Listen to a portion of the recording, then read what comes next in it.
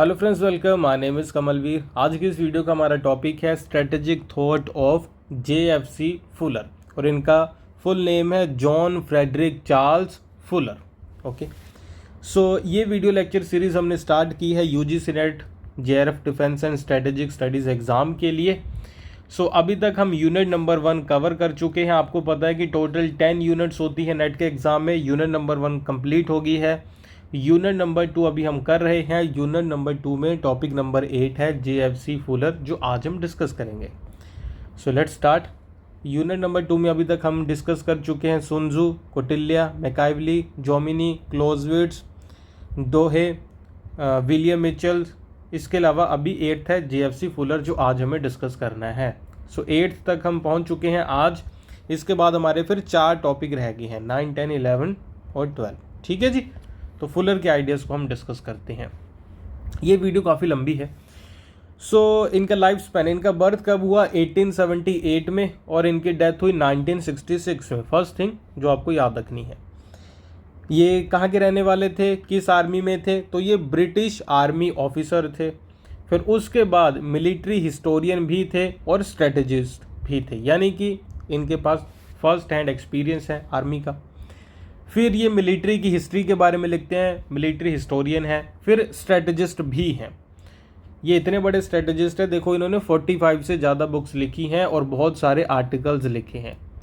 जितने भी अभी तक हमने स्कॉलर्स के बारे में पढ़ा है ना ये स्ट्रेटेजिक थॉट में, इनमें से मेरे ख्याल से सबसे ज़्यादा बुक्स इन्हीं की हैं। सुन त्जू की तो एक ही बुक है मेन जो हम पढ़ते हैं, कौटिल्य की अर्थशास्त्र, मैकाइवली की द प्रिंस है, एक आर्ट ऑफ वॉर है, जॉमिनी की भी 1-2 ही बुक्स हैं, क्लॉज़विट्ज़ की भी। ये हैं JFC फुलर जिन्होंने 45 प्लस बुक्स लिखी हैं। सबके नाम याद करने ज़रूरी हैं नहीं, कुछ के ही आपको याद करने हैं। जैसे ये बुक है the foundation of science of war, 1926 में पब्लिश हुई। ये मोस्ट इंपॉर्टेंट इनकी बुक है, इसी का नाम याद रखना है, इसका पब्लिशिंग ईयर भी याद रखना है।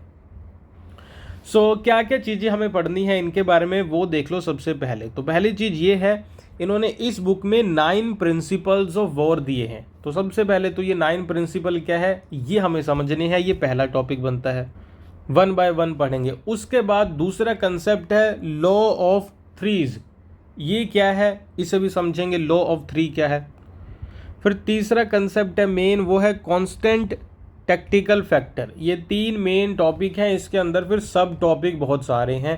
देखो ये जो 3 वाला टॉपिक है, इसमें ये एक टॉपिक है यहाँ पे, देखो ये वाला, जिसमें पढ़ते हैं कॉस्मिक स्फीयर क्या है, मेंटल स्फीयर क्या है, मॉरल स्फीयर क्या है, कई सारी चीज़ें इसमें हम पढ़ते हैं। सो ये करेंगे ही डिस्कस। सबसे पहले हमें 9 जो इनकी थ्योरीज हैं, 9 प्रिंसिपल्स हैं, उन्हें डिस्कस करना है। So let's start. कुछ और चीज़ें देख लो। These principles formed foundation of much of modern military theory. तो जो 1930s तक की मॉडर्न मिलिट्री थ्योरी जिसे कहा जाता है, उसका ज़्यादातर जो पार्ट है इसी 9 प्रिंसिपल्स पर बेस्ड है। ओके, ठीक है जी। अभी याद रखो, क्या इन्होंने 9 प्रिंसिपल एक दिन बैठ के लिख दिए बस बात ख़त्म? नहीं। तो ये बताते हैं कि सबसे पहले इन्होंने 1912 में लिखे 6 प्रिंसिपल्स, ठीक है। फिर उन्होंने 1915 में 2 और प्रिंसिपल करके इसे 8 कर दिया। फिर 1923 तक आते आते इन्होंने काफ़ी कुछ लिख दिया, तो टोटल 19 प्रिंसिपल हो गए। फिर उसके बाद कम होके 1925 में 9, और ये 9 फाइनल है फिर, ठीक है। और ये 1926 में फिर इसी बुक में इन्होंने ये 9 प्रिंसिपल ही रखे, ठीक है। क्या ये चीज़ें दिमाग में रखना ज़रूरी है? बिल्कुल, ये आपको पता होना चाहिए कि ये प्रिंसिपल वेरी करते रहे over the time. So principle number 1 से स्टार्ट करते हैं। पहला प्रिंसिपल है direction.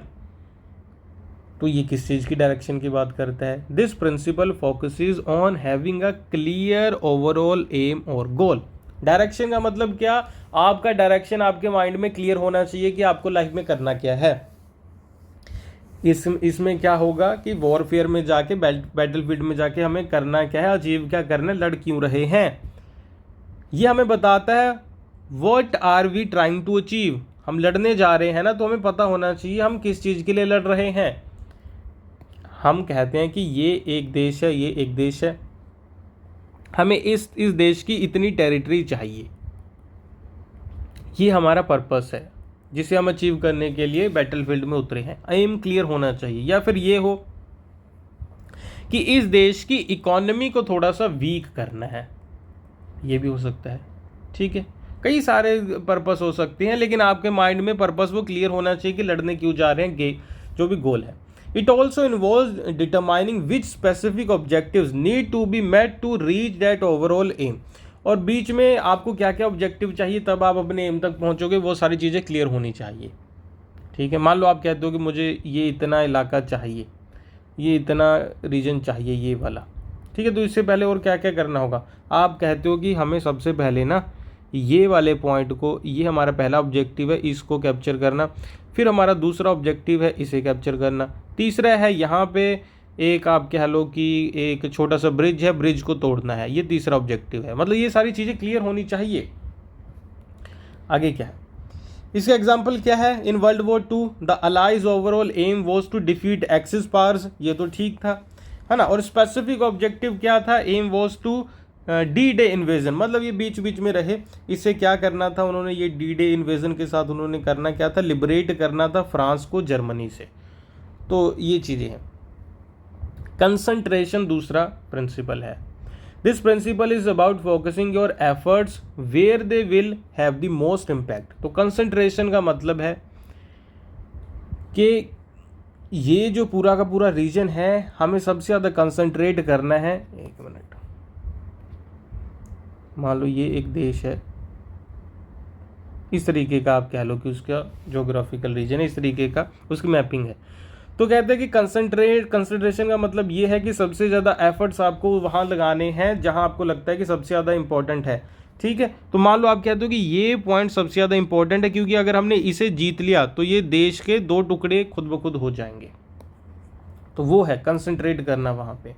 It involves directing majority of your resources, कि सारे रिसोर्सेज वहीं पे ले जाओ। And combat power to the most critical area और टास्क, कि वहाँ पे लेके जाओ पूरी की पूरी फोर्स। ठीक है। थर्ड है distribution. This principle involves deciding where and how to position your forces. यहाँ पे हम बताते हैं कि हमारी फोर्सेस को हमें कहाँ पोजीशन करना है। हम कहते हैं कि यहाँ पे हमारी होनी चाहिए सारी की सारी हमारी फोर्सेस।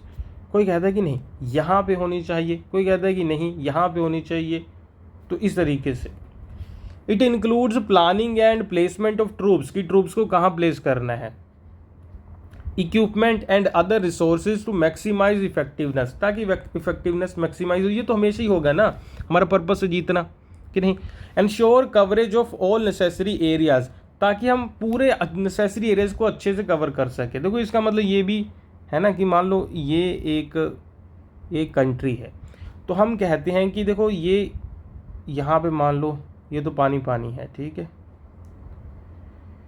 हम कहते हैं कि यार देखो हमारे ट्रूप्स को डिस्ट्रीब्यूट कैसे करना है। हम कहते हैं कि यार एक तो हमारी फोर्सेस यहाँ होनी चाहिए, ठीक है, इसके वेस्ट में। फिर हम कहते हैं कि इसके नॉर्थ में क्या है, यहाँ पे ये पॉइंट है जहाँ पे ये सी के साथ आप कह लो कि ये इसका कोस्टल एरिया है। तो हम कहते हैं कि हमारी एक फोर्सेस यहाँ पे कोस्टल एरिया से भी अटैक करेगी, तो यहाँ भी हमारी फोर्सेस होनी चाहिए। और उसके बाद ये लोग जब इधर की तरफ भागेंगे तो एक फोर्स यहाँ भी होनी चाहिए। समझ गए ना कि डिस्ट्रीब्यूट करना अपनी फोर्स को, कि आपको कहाँ कहाँ खड़े रहना है अगर आपको जीतना है। फोर्थ है डिटर्मिनेशन। ये क्या है? This principle emphasizes the importance of having the will to fight, लड़ने की इच्छा तो होनी चाहिए ना। And preserve through difficulties, it includes maintaining morale and the determination to achieve victory despite obstacle. रास्ते में कई रुकावटें तो आएंगी, लेकिन वो कह रहे हैं कि आपके मन में क्या होना चाहिए, आपका मोरल हाई होना चाहिए, उसे आपको मेंटेन करना है। आपके अंदर विल टू फाइट होना चाहिए कि हाँ भाई जीतना है हमें। ये ना हो आप कह रहे हैं कि अच्छा कोई बात नहीं, हम हमारे देश में खुश हैं, हमें इस देश से क्या लेना देना, क्या लड़ना है, छोड़ो। ऐसा नहीं होना चाहिए। आपके अंदर होना चाहिए कि लड़ना है, जीतना है, हराना है इन्हें। ठीक है, सो यहाँ पे कंक्लूड करते हैं पार्ट नंबर 1। तो इस के पार्ट नंबर 2 में फिर आगे कंटिन्यू करेंगे। सो अगर आप भी प्रिपेयर कर रहे हो UGC net, JRF, defence and strategic studies subject में, तो आप हमारे कोर्सेज ज्वाइन कर सकते हैं। इस वीडियो का पार्ट नंबर 2 भी अवेलेबल है हमारे ऐप और वेबसाइट के ऊपर। ऐप का नाम है अमन पाठशाला, वेबसाइट का नाम है amanpathshala.com। आप हमारी ऐप पे जाइए, वेबसाइट विजिट कर सकते हैं, वहाँ पे आपको इस वीडियो का पार्ट नंबर 2 और 3 मिल जाएगा। इसके अलावा आप प्रिपेयर कर रहे हो डिफेंस में, तो सभी टॉपिक्स के ऊपर वीडियो लेक्चर्स, PDF नोट्स और MCQs अवेलेबल हैं हमारे ऐप और वेबसाइट के ऊपर, आप जाके देखिए। लिंक कहाँ पे है? लिंक वीडियो के डिस्क्रिप्शन बॉक्स और कमेंट बॉक्स में गिवन है। ओके, कोई भी डाउट होगा तो लिख के मुझसे पूछिएगा। वीडियो के कमेंट बॉक्स में भी आप कमेंट कर सकते हो। इसके अलावा ये नंबर भी गिवन है, इस पर भी आप बता सकते हो। वीडियो अच्छी लगी है तो लाइक कर दो, चैनल पे नए हैं तो सब्सक्राइब करना। Thank you for watching this video. Bye bye.